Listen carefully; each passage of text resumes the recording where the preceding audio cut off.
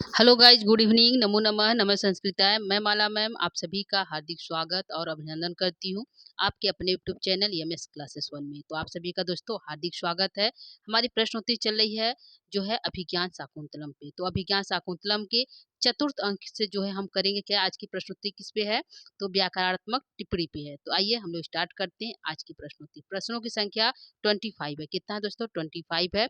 सारे प्रश्न इंपॉर्टेंट है दोस्तों परीक्षा की दृष्टि से। ये हमारे सिलेबस यूपी टीएसटी बीपीएससी तैयारी 4 के सिलेबस में लगा हुआ है दोस्तों। तो आइए स्टार्ट करते हैं आज की प्रश्नोत्तरी। प्रश्नों की संख्या 25 है। पहला प्रश्न आपके सामने है। प्रश्न कहता है कि यहाँ पे अभिषेको उत्तीर्ण, यहाँ पद आया है, इसमें अभिषेको और उत्तीर्ण पद में प्रकृति प्रत्यय पूछ रहा है। कौन सा? अभिषेको का प्रकृति प्रत्यय क्या है और उत्तीर्ण का प्रकृति प्रत्यय क्या है एक साथ। तो ऑप्शन है अभि सिच और घई प्रत्यय से अभिषेको बना है क्या, उद त्रि क्यत प्रत्यय से उत्तीर्ण बना है क्या, या उद त्रि क्यत से उत्तीर्ण बना है। तो ऑप्शन क्या सही जाएगा? प्रश्न संख्या जो है एक का आंसर। यहाँ पे आंसर हमारा जाएगा दोस्तों, आंसर को लेते हैं। प्रश्न संख्या पूछा है अभिषेको जो पद है इसमें प्रकृति प्रत्यय क्या है। तो इसमें अभिषेको में जो अभिषेको है, तो यहाँ पे उ को यहाँ पे संधि हुई है दोस्तों। तो यहाँ पे हमारा बन जाएगा अभिषेक। क्या बन जाएगा? अभिषेक बन जाएगा। तो इसमें अभि उपसर्ग सिच धातु और घई प्रत्यय से मिलकर बना है अभिषेक। क्या बना है? अभिषेक। ये हमारा पद है सेक। ठीक है।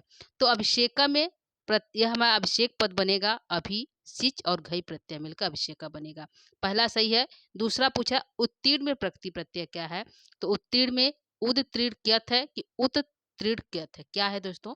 यहाँ पे हमारा है जो उत्तीर्ण में उत उद प्लस त्रि और क्यत प्रत्यय से मिलकर बना है उत्तीर्ण। क्या बना है? उत्तीर्ण। तो यहाँ पे हमारा आंसर सही जाएगा। पहला भी सही है, दूसरा भी सही है। आंसर जाएगा यहाँ पे डी की तरफ। क्या है? डी। तो ए और बी दोनों सही है। यहाँ पे ए और बी दोनों सही हो जाता है दोस्तों। तो आंसर यहाँ पे पहले का डी करेक्ट है। आगे चलेंगे, प्रश्न संख्या 2 को लेते हैं। दूसरा है कि यहाँ पे वही शब्द है अभिषेको उत्तीर्ण, इस पद में संधि पूछा है कौन सा है। ठीक है। तो संधि यहाँ पे हुई है दोस्तों। तो संधि कौन सी है? वृद्धि संधि है क्या, दीर्घ संधि है क्या, व्यंजन है क्या, या फिर गुण संधि है? क्या संधि अभिषेको उत्तीर्ण पद में? ऑप्शन कौन सा सही होगा दोस्तों? तो ऑप्शन हमारा जाएगा यहाँ पे डी की तरफ। क्या सही है? डी सही है, यानी कि गुण संधि है। संधि विच्छेद कर लेते हैं। इसमें हमारी गुण संधि है। इसमें हमारा हो जाएगा अभिषेक, अभिषेक, अभिषेक, सॉरी दोस्तों, अभि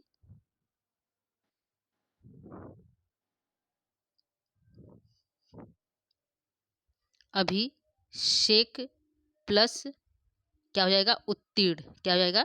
उत्तीर्ण, उत्तीर्ण। ठीक है। ये हमारा हो जाएगा संधि विच्छेद।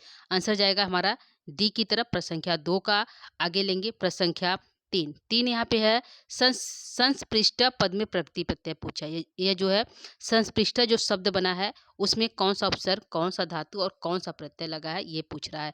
ऑप्शन है सम स्पृष्ट क्यत लगा हुआ है क्या, सम स्पृष्ट क्यत है क्या, सस स्प्री क्यत है क्या, सम स्पृष्ट क्यत है। इसमें क्या लगा हुआ है? तो इसमें जो है संस्पृष्ट बना है, इसमें प्रकृति प्रत्यय पूछ रहा है। क्या है दोस्तों? तो आंसर में आ जाएगा इसमें सम उपसर्ग के साथ स्पृश धातु और क्यत प्रत्यय से मिलकर बना हमारा है संपृष्ट। क्या बना है? संपृष्ट। आंसर ए सही है प्रश्न संख्या 3 का। ठीक है, ध्यान रखिएगा, इसमें स्पृष्ट धातु नहीं स्पृश धातु का प्रयोग किया गया है। तो आंसर यहाँ पे ए सही है प्रश्न संख्या 3 का। आगे लेंगे प्रश्न संख्या 4 को। 4 है यहाँ पे चिंता जड़यम शब्द में कौन सा समास है। तो चिंता जड़यम में समास पूछा है, कौन सा है दोस्तों? तो ऑप्शन है तत्पुरुष समास है क्या, बहुव्रीहि है क्या, द्वंद्व है क्या, या फिर अव्ययीभाव समास है। किस समास का प्रयोग किया गया है? तो चिंता से दृष्टि या निश्चेत हो गई है, यानी कि चिंता से जिसकी दृष्टि क्या हो गई है? निश्चेत हो गई है। तो यहाँ पे समास कौन सा है? तो यहाँ पे हमारा समास जाएगा दोस्तों चिंतया जड़म, यानी कि तत्पुरुष समास। क्या हो जाएगा? तत्पुरुष समास। आंसर यहाँ पे चौथे का ए सही है। चिंतया, चिंता से दृष्टि जिसकी निश्चेत हो गई है, यानी कि दिखाई नहीं देता ऐसी दृष्टि वाली। तो यहाँ पे हो जाएगा हमारा तत्पुरुष समास। क्या है? तत्पुरुष। चौथे का ए सही है। आगे लेंगे प्रश्न संख्या 5 को। 5 है अरड़ अवकशः पद में कौन सा समास है।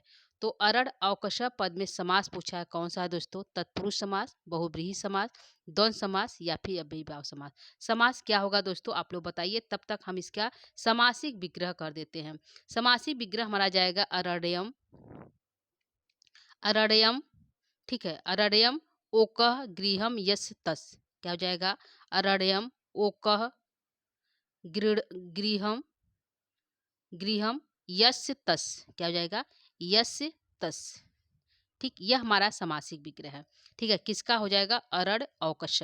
ठीक, अरण्यम ओकः गृहम यस्य तस्य। समास कौन सा हो जाएगा दोस्तों? तो आंसर हमारा जाएगा यहाँ पे प्रश्न संख्या 5 का बी करेक्ट है। क्या है? बी सही है।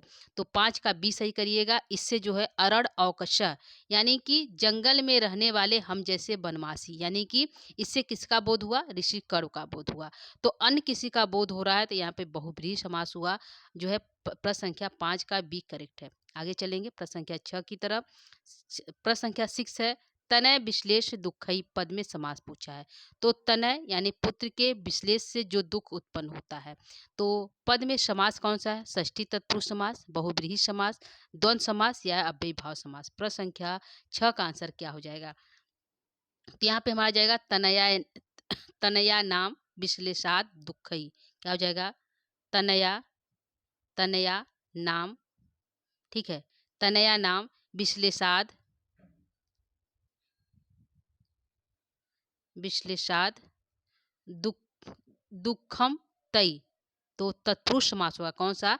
षष्ठी तत्पुरुष समास। तनया नाम पूछा है तो षष्ठी का बहुवचन है, वचन है, यहाँ पे हो जाएगा हमारा षष्ठी तत्पुरुष समास। यानी कि पुत्र वियोग के दुख से, यानी कि तनया विश्लेषण जो दुख होता है, पुत्री का जो अलगाव होता है, पुत्री पहली बार जब अपने ससुराल जाती है तो उसके विश्लेषण से जो दुख उत्पन्न होता है वह जो है इसमें समास है षष्ठी तत्पुरुष समास। क्या है?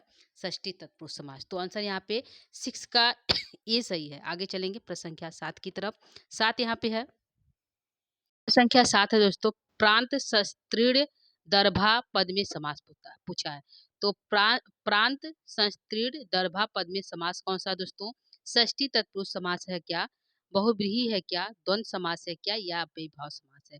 तो प्रांत संस्तीर्ण दर्भा शब्द का अर्थ यहाँ पे होगा जिसके आसपास कुश कुश बिछे हुए, यानी कि जो हवन था उसके आसपास कुश बिछा हुआ था। तो प्रांत तस्तीर दर्भा, जिसके आसपास कुश बिछा हुआ, दर्भा मतलब कुश होता है, दर्भा का अर्थ होगा कुश। तो इसमें समास पूछा है कौन सा है? तो इसमें समास है कौन सा होगा दोस्तों? तो यहाँ पे समास जाएगा हमारा कौन सा जाएगा? प्रश्न संख्या 7। 7 का आंसर आप लोग बताइए, इसका आंसर क्या हो जाएगा? इसका विग्रह हो जाएगा प्रांतेषु संस्त्रीणाराम दर्भा येषाम ते, बहुव्रीहि समास। क्या हो जाएगा? बहुव्रीहि समास। तो आंसर 7 का बी सही होता है। क्या होता है? बी सही। तो 7 का बी सही करिएगा, इससे उस हवन कुंड का पता चलता है, यानी कि प्रांत सस्तीर दरबा जिसके चारों तरफ जो है कुश बिछा हो, यह हवन कुंड। तो यहाँ पे समास कौन सा हुआ? बहुव्रीहि समास। प्रश्न संख्या 7 का आंसर यहाँ पे बी करेक्ट है। प्रश्न संख्या 8 को लेते हैं। यहाँ पे समी द्वंतः पद में समास पूछा है। तो समी द्वंतः जो है पद में प्रत्यय पूछा है। क्या? प्रत्यय, सानस प्रत्यय लगा है क्या? मतुप लगा है क्या? केतपतु लगा है क्या? या केत? तो समी द्वंत पद में, द्वंत पद में जो है प्रत्यय कौन सा लगा है? प्रश्न संख्या 8। तो यहाँ पे आंसर आ जाएगा प्रश्न संख्या 8 का कि यहाँ पे समिध और समिध, समिध धातु और प्रत्यय कौन सा लगा हुआ है? यहाँ पे समिध और प्रत्यय कौन सा लगा हुआ है? तो मतुप। क्या हुआ है? मतुप। यह दोनों शब्द से मिलकर क्या बना है? यहाँ पे समिध द्वंत पद। ठीक है, आंसर जाएगा मतुप प्रत्यय। प्रश्न संख्या 8।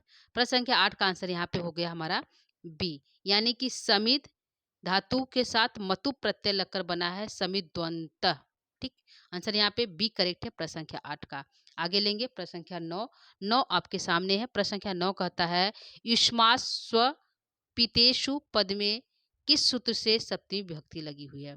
तो इस्मासु स्वपितेषु यानी कि जिसके आस जो है इस्मासु तुम लोगों को जल पिलाए बिना, यानी कि यह जो है पातु वाला है, तुम लोगों को जल, इस्मासु स्वपितेषु, तुम लोगों को जल पिलाए बिना जो जल नहीं पीती थी। ठीक है, पिते स्वपितेषु।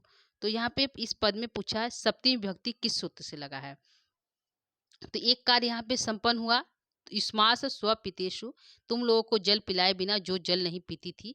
तो एक यहाँ पे एक काम जो है संपन्न हुआ और दूसरा काम का बोध करा रहा है। तो कौन सा सूत्र लगा? यस च भावेन भाव लक्षणम यतस्य निर्धारणम निमित्तात् कर्मयोग या आधारो अधिकरणम।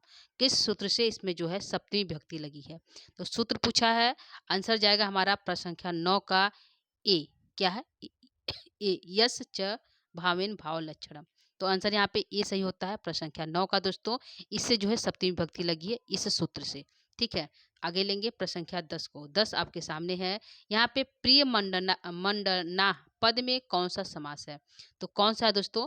तत्पुरुष समास, बहुव्रीहि समास, द्वंद्व समास या फिर अव्ययी भाव समास। प्रश्न संख्या 10 का आंसर क्या जाएगा? यहाँ पे है प्रिय मंडलाम, जिसको प्रिय है अलंकार जिसको, यानी कि प्रिय मंडलाम कौन थी? शकुंतला थी। शकुंतला को क्या पसंद था? आभूषण करना, यानी कि अलंकार करना, सजना, यह उसको प्रिय था। लेकिन फिर भी वह जो है तुम्हारे पत्तों को नहीं छूती थी।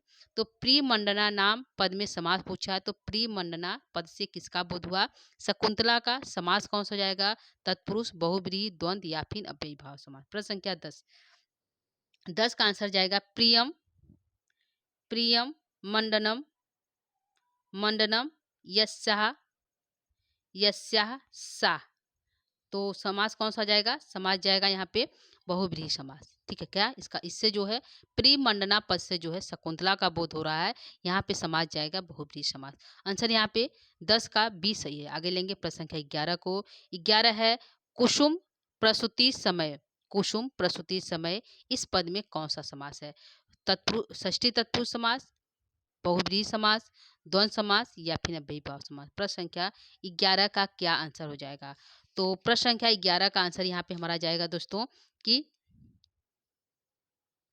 जो है पूछा है कुसुम प्रसूते समय। यहाँ पे पूछा है कि कौन सा समास है? तो फूलों के निकलने के समय, जब फूल निकल जाता है, कुसुम प्रसूते समय, फूलों के निकल जाने के समय वह क्या करती थी? उत्सव को मनाती थी। तो कुसुमा नाम प्रसूते समय, यानी कि फूलों को निकल जाने के बाद।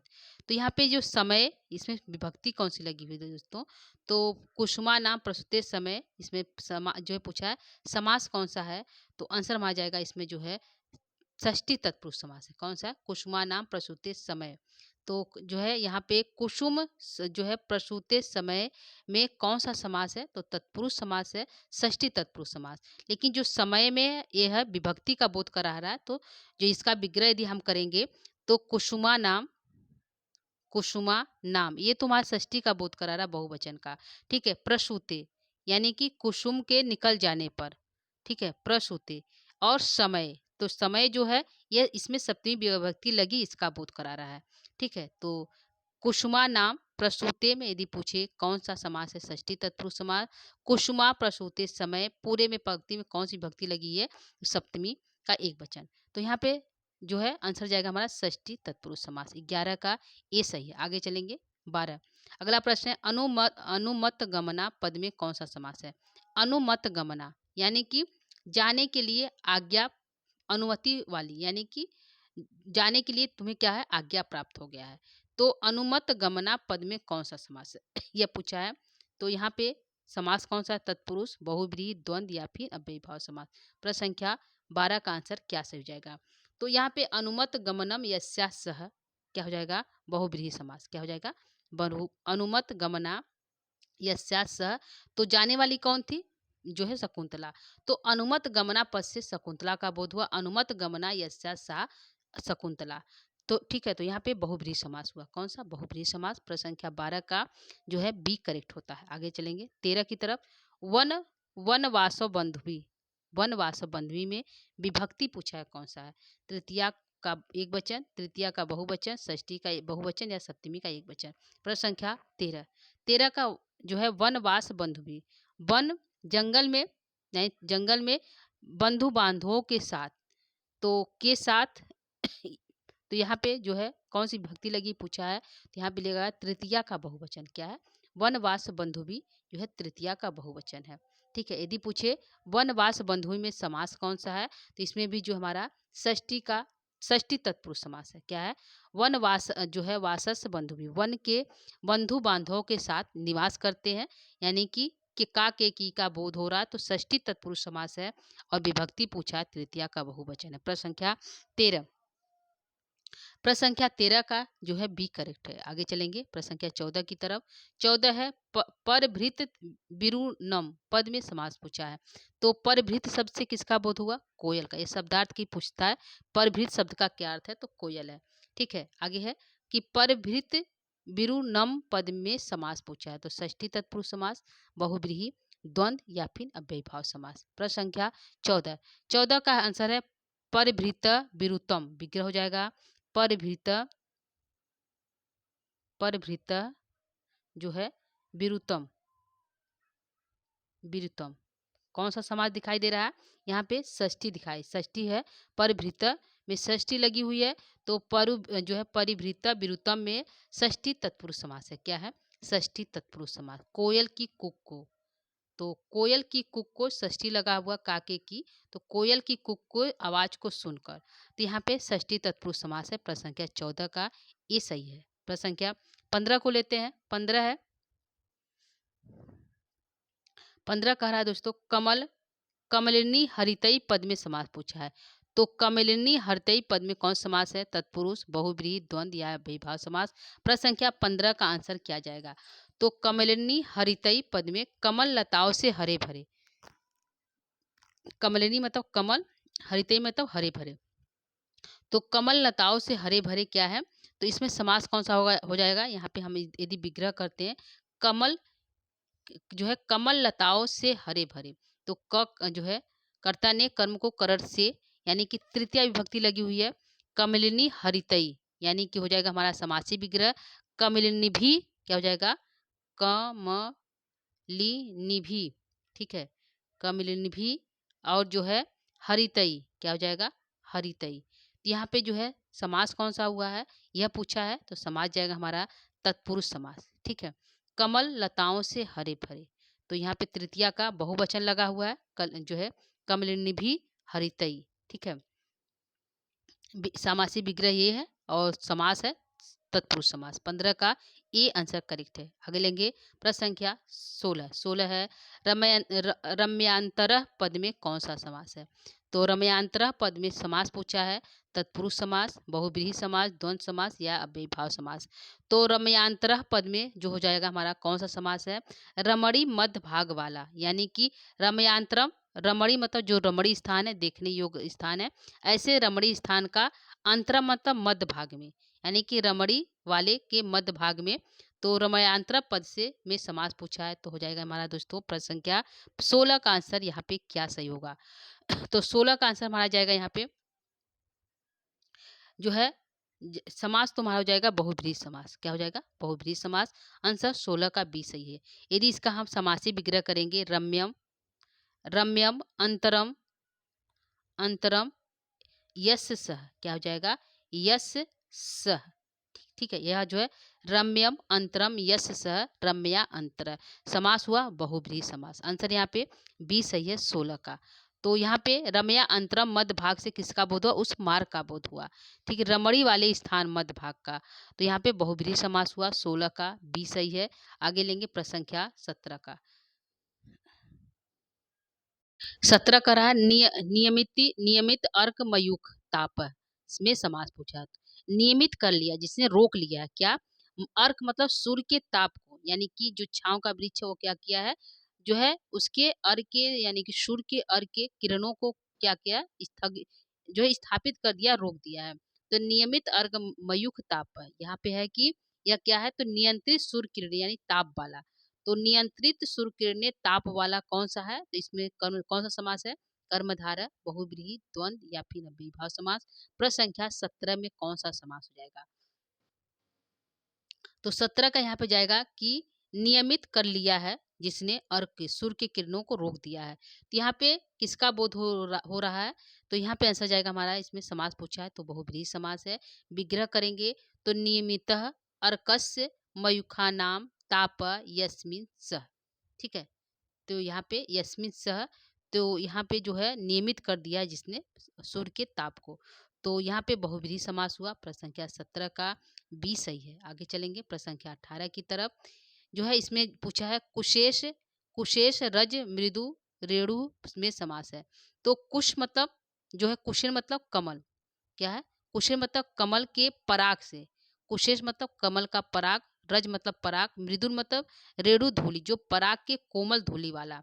तो कृषु कुशेश रज मृदु रेणु, यानी कोमल कमलों के पराग से कोमल धूलि वाला। तो कोमल धूलि वाला क्या था? वह मार्ग था। क्या है? उस मार्ग का बोध हो रहा है। तो मार्ग का पंथा यानी मार्ग का बोध हो रहा है। ऊपर वाले में भी उसी मार्ग का बोध हो रहा था, यानी कि नियमित अर्क मयुक्त ताप, जिसने सूर्य के ताप को नियमित कर दिया, वह पंथ था, वह मार्ग। तो मार्ग का बोध हो रहा तो बहुब्रीहि समास हुआ। यहाँ पर भी किसका बोध हो रहा? उस मार्ग का बोध हो रहा। समास कौन सा पूछ हो जाएगा दोस्तों? प्रश्न संख्या 18। तो प्रश्न संख्या 18 में समास पूछा है, तो समास जाएगा हमारा बहुब्रीहि समास। कुशेन रज मृदु ऋण, कमल के पराग से कोमल धूलि वाला वह पंथा, वह मार्ग। तो बहुब्रीहि समास हो गया। विग्रह हमारा करेंगे तो कुशेषायाम रजोभि रेणव यस्मिन सह। ठीक है, यह हमारा समासी विग्रह हो जाएगा। आंसर है हमारा बी सही है प्रश्न संख्या 18 का। प्रश्न संख्या 19 को लेते हैं। शांतानुकूल पवनश, शांत तुम्हारे शांत अनुकूल पवन चले। इसमें समास कौन सा है? सुपसुपा समास, बहुब्रीहि समास, द्वंद्व समास, अव्ययीभाव समास। तो शांत अनुकूल पवनश जो है का पंथा।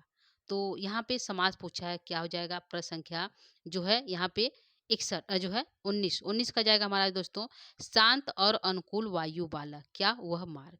तो शांत और अनुकूल वाला क्या होना चाहिए? तुम्हारा मार्ग होना चाहिए। तो यह से जो है बहुब्रीहि समास का बोध है, यानी अन्य पद का बोध करा रहा है। तो हमारा समास जाएगा बहुब्रीहि समास। विग्रह करेंगे तो शांतः, अनुकूलः, शांता, शांत अनुकूलः,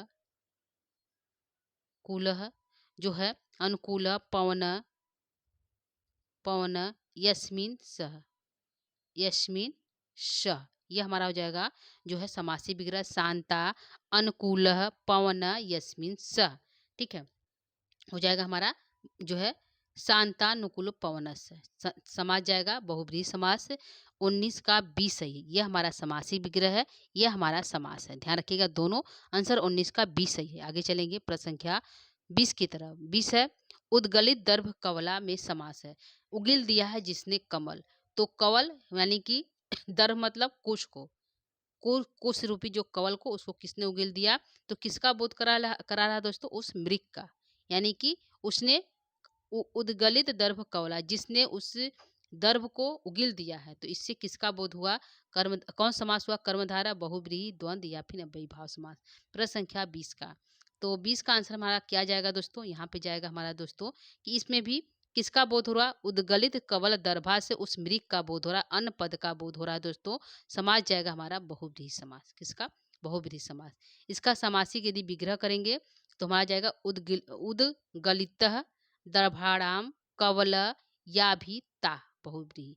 ठीक है, तो दोस्तों याद रखिएगा, इसमें समास है बहुब्रीहि समास, उस मृग का बोध करा रहा है।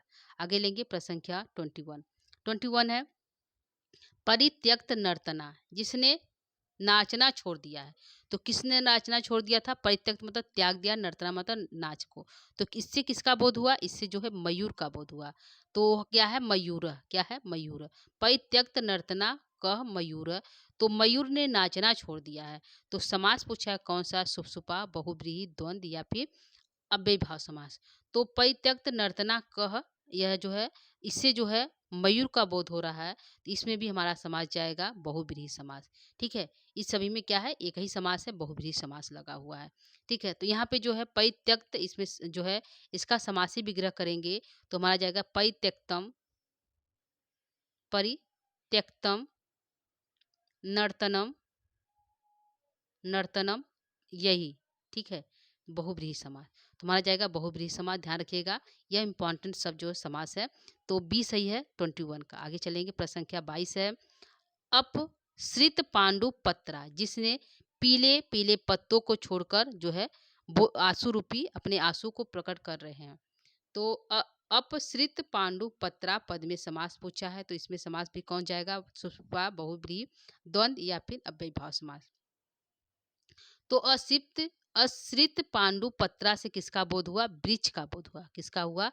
वृक्ष का बोध हो रहा है, यानी इसमें भी अन्न पद का बोध हो रहा है, यानी उस वृक्ष ने जो है अपने पीले पत्ते छोड़कर मानो वह उसके आंसू गिर रहे हैं, ऐसा जिसने पीले पत्ते गिरे हैं, उसके पीले पत्ते गिरकर मानो उसका आंसू गिरा, ऐसा बोध करा रहा है। तो इसमें भी समास माना जाएगा बहुव्रीहि समास। क्या है? बहुव्रीहि समास। 22 का बी सही है, इस पद में भी हमारा बहुव्रीहि समास है। बी सही है 22 नंबर का। इसका समासी विग्रह करेंगे तो अपसृतानि पांडुनी पत्राणि यभ्याम ताः बहुव्रीहि। ठीक है, तो ध्यान रखिएगा बहुव्रीहि समास है। प्रश्न संख्या 22 का। आगे चलेंगे प्रश्न संख्या 23 का। यहाँ पे है बीत चिंतः पद में समास है। तो बीत चिंता में क्या समास है? सुपसुपा, बहुव्रीहि, द्वंद्व या अव्ययीभाव समास। प्रश्न संख्या 23। आंसर यहाँ पे क्या जाएगा दोस्तों? तो आंसर यहाँ पे जाएगा कि चिंता रहित, यानी जिसकी चिंता चली गई है, यानी कि समाप्त हो गई, यानी कि शकुंतला के जाने पर उसकी चिंता जो है समाप्त हो गई है। तो बीत चिंता से चिंता रहित निश्चित हो गया है। तो यहाँ पे कौन है? तो इससे जो अन्न पद का बोध हो रहा है, तो यह इसमें भी हमारा बहुव्रीहि समास है। कौन सा? बहुव्रीहि समास। विग्रह करेंगे तो बीता, चिंता, चिंता, यस्य सह, यस्य सह। ठीक है, यह हमारा हो जाएगा जो है बीत चिंता। आंसर हमारा जाएगा 23 का बी सही है, बहुव्रीहि समास। आगे लेंगे प्रश्न संख्या 24। 24 है अन अनग प्रसवा पद में कौन सा समास है? तो अनग प्रसवा जो है, जब अनग प्रसवा मतलब जिसका प्रसव मतलब जल्दी ही शीघ्र ही बच्चा होने वाला है। अनग मतलब बिना कष्ट का। ठीक है, तो अनग प्रसवा जिसका शीघ्र ही बच्चा होने वाला है, तो इससे किसका बोध हुआ? उससे मृग का बोध हुआ जो गर्भणी है।